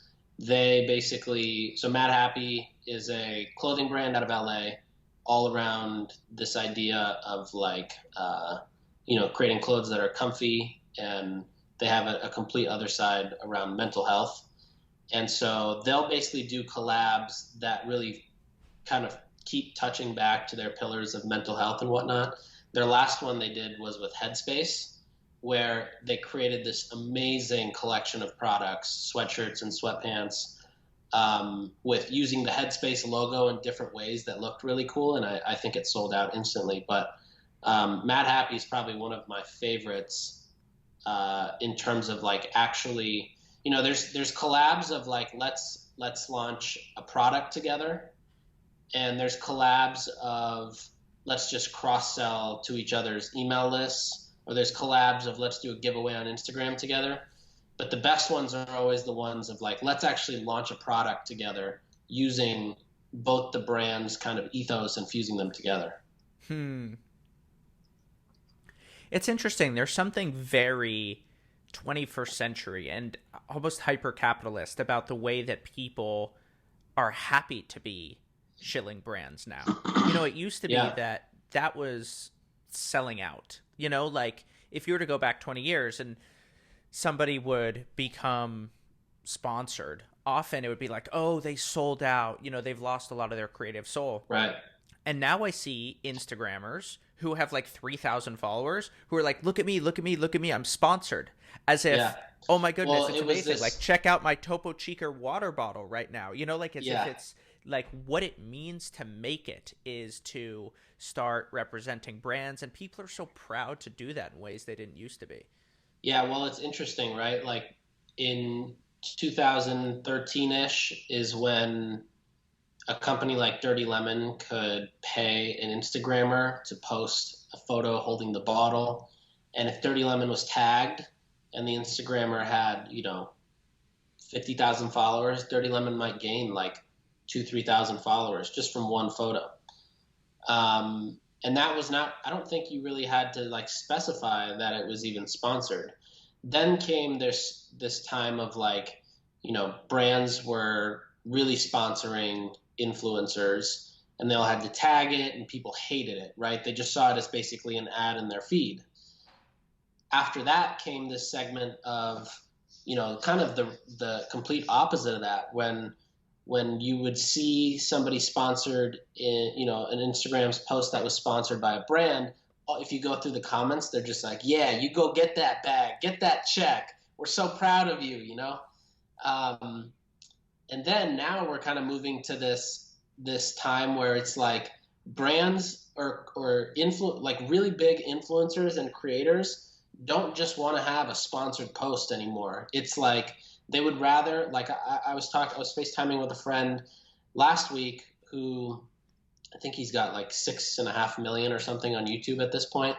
He turned down a $50,000 sponsorship deal because they just wanted to do one thing with him versus something that's like, he was like, I'm building this and they didn't want to support this. They wanted me to just do one post with what they wanted. So I said, no, I don't need your 50 grand, because if you're not going to align with what I'm trying to do, I'm not just going to, essentially kind of sell out to one post to give you my reach and my audience for some quick cash. So now there's this kind of convergence of like basically people with big audiences want to be deeply integrated in something. And I even had calls with CAA and WME over the last couple of weeks, and their investment arms and their corp dev arms are essentially doing the same thing, where they're looking for companies where they can essentially pair up a massive influencer. And it's not just like, hey, we're going to find you, we're going to find, like WME did Ryan Reynolds and Aviation Gin. It wasn't like they just said, hey, we're going to give Ryan this massive chunk of equity or this big check.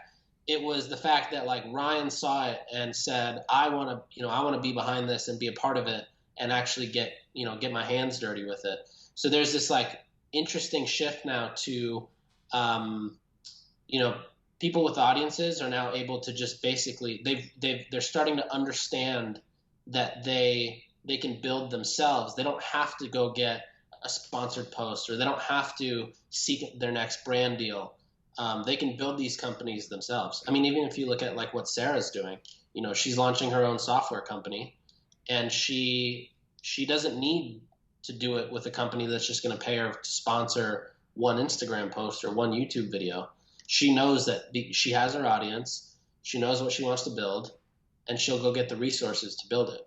Yeah, I think Sarah Dietschy is very savvy Yeah. with things like that. I mean, even talking to Sarah, I think that what she has is a very keen understanding of how long-term the relationship she has with her audience is.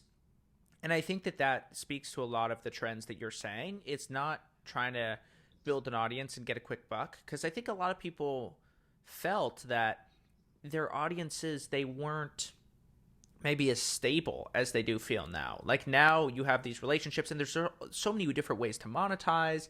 It's more culturally accepted to monetize your following, and it's become much easier now. And then you have Patreons and OnlyFans and all of these companies that are helping people go direct to consumer and basically get money directly from your subscribers. And so I think that there's, with that, a long-termism that I think speaks to a lot of what you're talking about. And that also factors in with the WME. Like, I think that where we're moving is towards a better and better understanding of how you build a company from having a large personal reach into having a company around you. And I think that there's not a lot of knowledge around how to do that right now. How do you start with Ryan Reynolds, move up to Aviation Gin, and then end up selling that to, I believe it was Diageo? Hmm. I mean, I think the other interesting thing too is everybody kind of has their own way that they get in, whether it's through, I mean, I remember at Hint, I tried to get a brand deal with Amanda Cerny at the time when, Vine was huge and Amanda Cerny's career was just starting. And her agent's response was, nope, we want equity. We don't want cash. We just want equity. And it was interesting because she was the only person who wanted equity, but it was her agent, who was a sports agent for a long time, who kind of knew this game inside and out. And then you have someone like Ryan Reynolds, who has, an entire talent agency behind him. But I feel like the biggest thing is it's like, who do you have in your corner that helps you get, like, even when we were with Chris Zaru, you can't imagine that Logic would have gotten to where he is without somebody like Chris in his corner. And I think it's serendipitous, and it happens one way or another, but I think that's the key almost. Yeah, there's going to be a lot of cultural knowledge that develops around this in the next decade. I'm excited to see what happens from it. So Yeah. one final question about business, and then we'll move into some just personal stories, fun stuff that you and I just like to talk about. So what do you tell your clients about when and if they should worry about Amazon? So say you're launching a t-shirt company. Well, Amazon's just going to launch the same one. Or other companies who say, well, no, we got to own the customer relationship. If we're dependent on Amazon, we really can't be certain about the revenues that we're going to get because they could pull the rug from under us so fast. Yeah, I mean, I think I go back and forth with Amazon all the time. So there's the underlying statement that regardless of what you do, Amazon's always going to have way more money than you ever will, right? So it's not like you are in any way going to compete with Amazon, but it's that you have to figure out for your business what's the best way to position yourself. So I'll give you a couple examples. So, I always think when you launch a brand, you should not launch on Amazon. You want to focus on driving people to your owned and operated platform, whether that's Etsy or whether that's Shopify or whatever it is. Your own the place where you own the data and the customer. And that's how you should launch. You should launch with, simplicity in mind for the customer. They know one place to go get it. On your own site, you can control the messaging, you can control the experience, you can control how they receive the order. There's just a lot of things that you can own. Now, if you take a brand like Black Wolf Nation, which is a men's skincare brand, they are probably doing, 8 figures this year in revenue. And just as a byproduct of it, they have searches on Amazon. So if you're doing 8 figures in revenue and you hear about this brand Black Wolf Nation, I think somewhere around like 33 to 40% of customer searches actually start on Amazon because it's so easy, right? And if you're not there and somebody else is bidding for your brand term, now you've just lost a customer. So it's like, are you going to just say no to Amazon forever and potentially lose a very solid chunk of people who would be your customers? Or would you rather let that customer get the product, experience your product, and almost figure out a way where, maybe you only if you have 7 SKUs, maybe you put your top 2 or 3 on Amazon and you leave your new releases, you leave your other product, your other 4 or 5 products on your site, so that there's a reason for them to come back to your site in the first place. Another example this year was with Judy. We launched Judy at the end of January, and Judy had a ton of celebrity firepower behind it. Because of that, when people would see a Judy kit on Kim Kardashian's story or Kris Jenner's story or Martha Stewart's story, they would go to Amazon to search Judy emergency kit. And if we're not there, we've now lost a customer that could have gotten a Judy in the first place. And so we decided, okay, well, let's launch on Amazon and let's put our flagship, our top 2 products there. And we'll leave all our special collaborations that we do, all our, lower price kits, everything else will stick to the Judy's owned website. But we're going to have, there's no question. You have to put it there. Otherwise, you're losing to competition. What kind of companies do you think should launch on Amazon? They might not be the ones that you work with, but is there a certain kind of company, a certain kind of person that does a really good job of just saying, hey, I'm going to make this product. It's going to be good quality. I'm going to make it for super cheap. And I'm just going to try to game the Amazon rankings so that they become recommended products. And I have 12,000 reviews at 4.75 stars. There are so many kids I know who just make millions of dollars selling a back scratcher, a tongue, whatever you put on, a tongue scraper, a head massager, and they do exactly that. They sell it, something that's like essentially a commodity, but they've understood how to game the pages and the reviews better than anybody else. And they, they might fulfill it by Amazon, they might fulfill it themselves, but exactly like you said, there's a lot of these commodity, like if you were to search Tupperware on Amazon, you have no clue who's actually behind all those Tupperware brands. And it doesn't matter, because if you're just trying to get Tupperware, you don't really care for, a brand behind it. You might just want to get some actual Tupperware, and it could just be some 14-year-old kid in Ohio in his basement just selling the shit out of this Tupperware. I think that's also why you want to, when you do, whether you decide you want to create something for Amazon or you want to create something for like an actual brand, there's a very clear separation as to which one you're going for. Commoditized products are huge on Amazon. Things like cookware, spatulas, Tupperwares, tongue scrapers, back scratchers. There's so much of it. Yeah, I'm just sort of looking around my room and thinking, what are the Amazon Basics products that I have? And there are things like white noise machines. There are things like my sleep mask is an Amazon Basics product. I have Amazon Basics office stuff, so like Post-it notes and things like that. And I think that there's a couple things that stand out about these products. They're things where the variance between something really good and something not as good isn't very big. So if I have like a mediocre sleep mask versus like the best sleep mask ever, well, my sleep mask, as long as it's comfortable, I don't really care what brand it is. I actually don't even know what brand it is, and no one else is going to see it. So I don't have any sort of flaunting of, I have such good taste with that product. And then things with office stuff, I'm looking at some Post-it notes right now.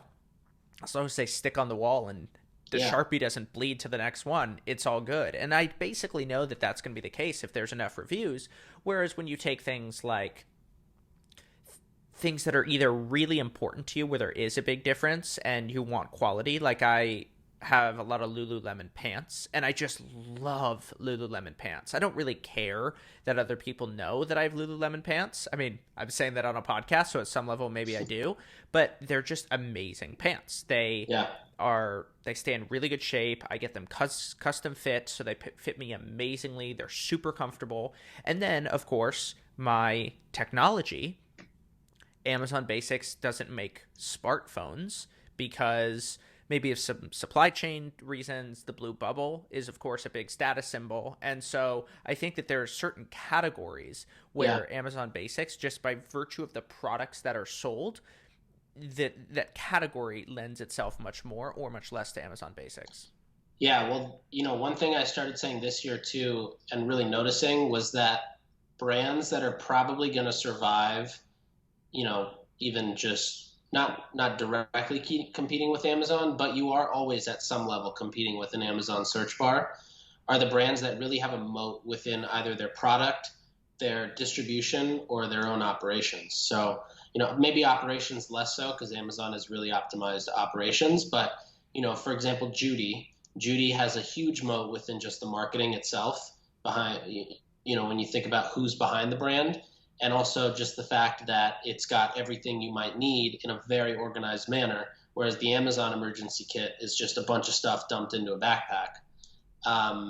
But or like my knife set. My first knife set I bought was from Amazon Basics, but then I saw this really great knife set on Italic, which just had a much better set of knives, and so I bought that and replaced it with the Amazon set I had. But the brands that I think end up surviving are going to be the ones that they just have to have a moat. You can't have another, moisturizer that competes with the other 3,400 on the market. Yeah. So let's have some fun now for the rest of this podcast. Let's just talk about personal stories, the kind of stuff that you and I would riff on if we were just hanging out. And let's start with the People time are going to think met. We're so nerdy. I know. Honestly, this is what we do when we hang out. Talk about the time where you met Mark Cuban. You cold emailed him. He responded 2 minutes later. What happened? Yeah, so actually, the first time I cold emailed him was probably in 2014, and maybe 2015. I basically emailed him and I was like, hey, I have this like tiny little social media agency that I've just kind of been doing on the side. And I think that if I hire one person at 50 grand a year, that I would be able to double the revenue that I bring in. And I emailed him and said, would you want to invest $50,000 and own like 10 or 20%? It was something crazy. This is like kid version of me. And so he responded back very quickly. And he was basically like, look, it sounds in theory that that's a good idea, but in reality, you actually just need to like sleep an hour less and work an hour more. And that's something that you have to do yourself. Agencies at that stage is not really an investable business.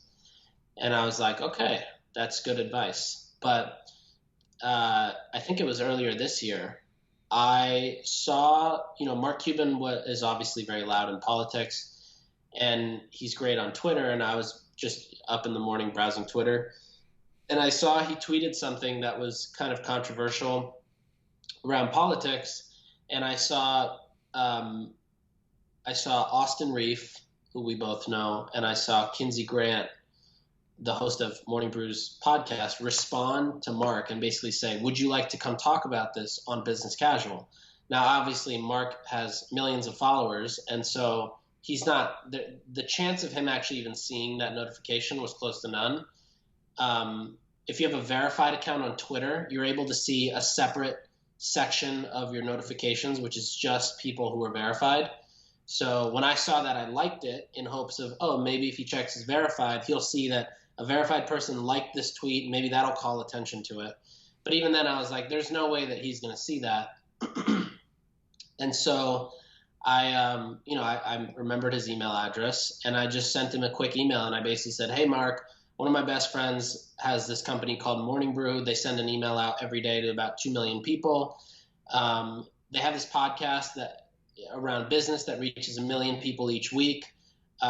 Would you like to be? They would love for you to be a guest on it. Something kind of similar to that. But basically, like 1, 2, 3, no fluff, no like, hey, Mark, love what the Mavs are doing. Just no fluff. Just, hey, Mark, this is my best friend. He's got this. This is the podcast. A link to the Spotify and Apple podcast, so he can click it and look at the reviews and make sure it's legit.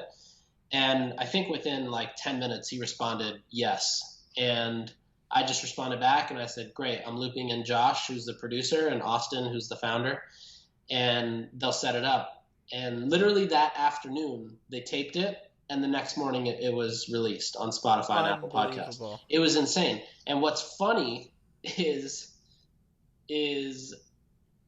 you'll laugh. I'm laughing because I know you're going to laugh knowing me. What's funny is like the second I saw the reply to Mark Cuban, my first thought was, I can easily make this happen, and in a week this is going to be a great tweet. I just knew it would happen because Mark is one of the fastest responders on email. And I knew he would probably say yes. Why would he say no to reaching 1 million people in their ears directly? Yeah. Lots of good lessons in that story about how many cold successful emailing. people, cold emailing, how many successful people respond ridiculously fast, how just a deep understanding of how social media works will allow you to create these opportunities that most people who are just casual users of social media wouldn't really understand, sort of like what you're talking about with the mentions. And it Yeah. reminds me of remember the time where we went to the morning meeting at Front Office Sports, and you and I were sitting all the way in the back row, Yeah. and we're watching Jason the talk, Stein and we was were speaking. like, Jason Stein was speaking, and we were talking about all the cool people in that room who we could meet. And so what you did, rather than waiting until the end of the talk, what you did was you looked at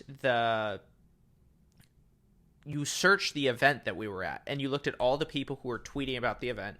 Then you clicked on every single profile of the people who were there, and you ended up finding the director of social media for the Minnesota Timberwolves. Yeah, there was a ton of people. There was, yeah, basically I just went to the front office sports account. They were obviously live tweeting the event. So people who would respond and engage with the tweets, I would click on their profiles to see if A, they were already following me, or B, they had their DMs open. And I mean, that room was literally packed with like the top of the top in all of sports and business, the sports business world combined. And I was just like, all right, well, if we were both fortunate to get a free ticket to that event, let's make the most of it rather than sitting in these like huddles and circles or just sitting in the audience idle. Let's see if we can just connect with a bunch of these people. And in between these breaks and these talks, we can just go to the little counter over there and just talk to somebody new. And yeah. Well, it's funny because you direct messaged the director of social for the Timberwolves while the talk was going on. Mm-hmm. The talk ended, and then you already had the meeting set up. Whereas most people would have waited, gone up to the person, other people could have gone up to them, and Right. you just skirted right through that. It's funny because I think that a lot of times people see the internet as a way to create relationships with people who are far away. And of course, there's merit and legitimacy to that. But in this instance, you used it to talk to someone who was 20 feet away in a way that you wouldn't have been able to had you just kept on listening to the talk and you just weren't following the rules. And I've always liked that about you.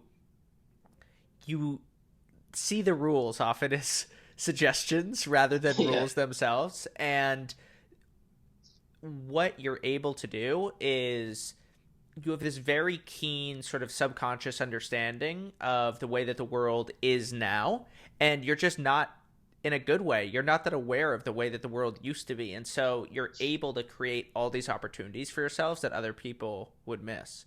Yeah, it's a funny way of putting it, but it's very, very true.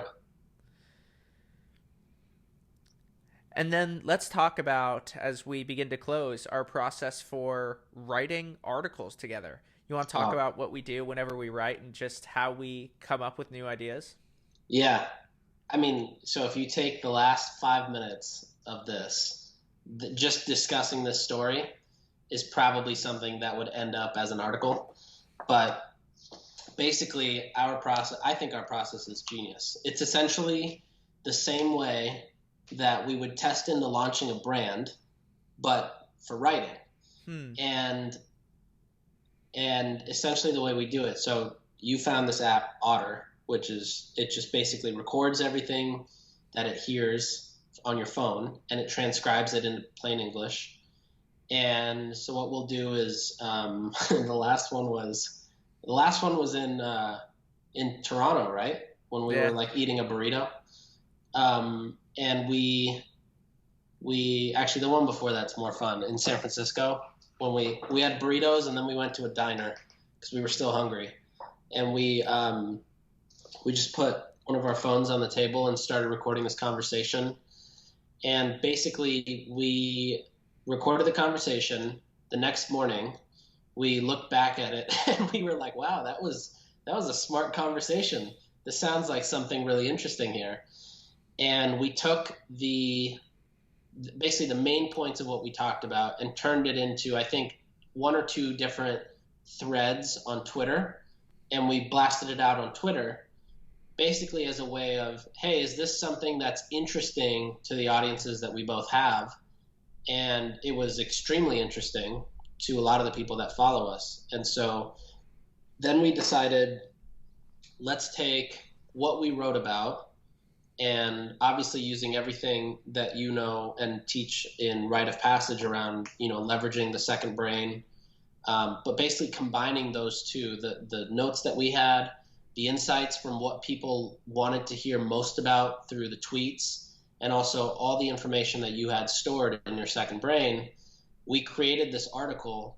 Oh, and another really interesting thing that I learned from you was, before you even start writing the article, you want to figure out who that article is for. So it's not like we're putting an article out for a bunch of people. We picked one specific person, and at that time it was Kirsten Green, and said, that's who we want to write this article for.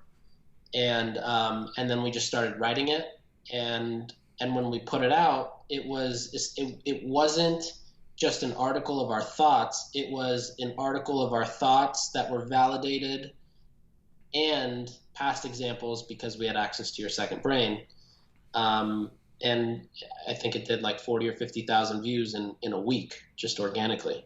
Yeah, I think that there's a couple of principles there that I think are worth hitting on that I always talk about with my writing students. And, one of the first one was, yes, we pick one person to write for, but we always go for the smartest person that we can, who's also interested in what we're saying. So we're not really writing for a friend. We're trying to write for the Kirsten Green, who's an investor in the direct-to-consumer space, and both of us really admire her.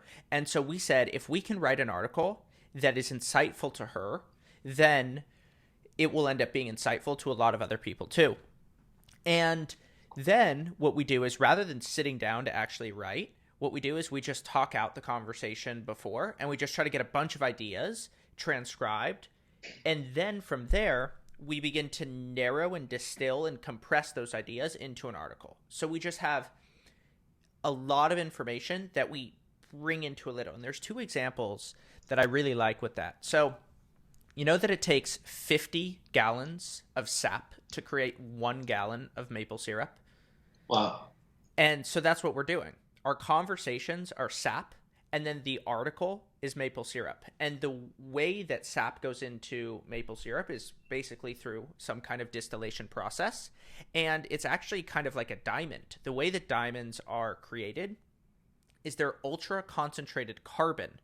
And what happens is they're created like 100 miles below the earth at temperatures of like 2,000 degrees Fahrenheit. Pressure exceeds 725,000 pounds per square inch. And then what happens is the carbon becomes super compressed, and what you end up with is a diamond, right? Like that super hard chemical, basically, not chemical, like element. And that's why we pay so much for diamonds, right? That's why they represent sort of eternity and all these sorts of things. And that's what we're doing with our writing. We're basically just taking a lot and compressing it into as few words as possible. And every article is just like one hangout session that we put into 2,000 words. Yeah. How have you thought about becoming the direct-to-consumer guy in New York City for fast-growing startups? I think this is a really good place to end the conversation. You started off doing marketing for a fast-growing water company, Hint Water, and then you sort of worked your way up through VaynerMedia, and then now if someone wants to launch a direct-to-consumer company in New York City, they're going to come to you first. How have you thought about developing that brand and that reputation? I haven't. That's the funny part, because everything that I try to put out on the internet is never like, oh, this is a very great thought leader quote, or, I need to write one article a week, or I need to put out a blog. It's more just, if I walk out, some weeks I have really good meetings, and I'll walk out of meetings thinking, that was a really interesting insight. I'm going to put that on Twitter because I think a lot of other people would benefit from it. Or, a couple weeks ago a couple months ago, Trends by The Hustle asked me to do this presentation on how I think about launching a DTC brand. And it was basically just a massive compilation of examples from things like just work I've done over the last couple of years. And and also curating really good examples of what I thought other people did really well. And it ended up being like a 40-page deck. I gave that presentation live to the Hustle's audience, and I realized the feedback was overwhelmingly positive. And so then when I went to, Sarah's podcast, for example, I said, I'm going to take the exact same deck and I'm just going to make it like completely open to the public.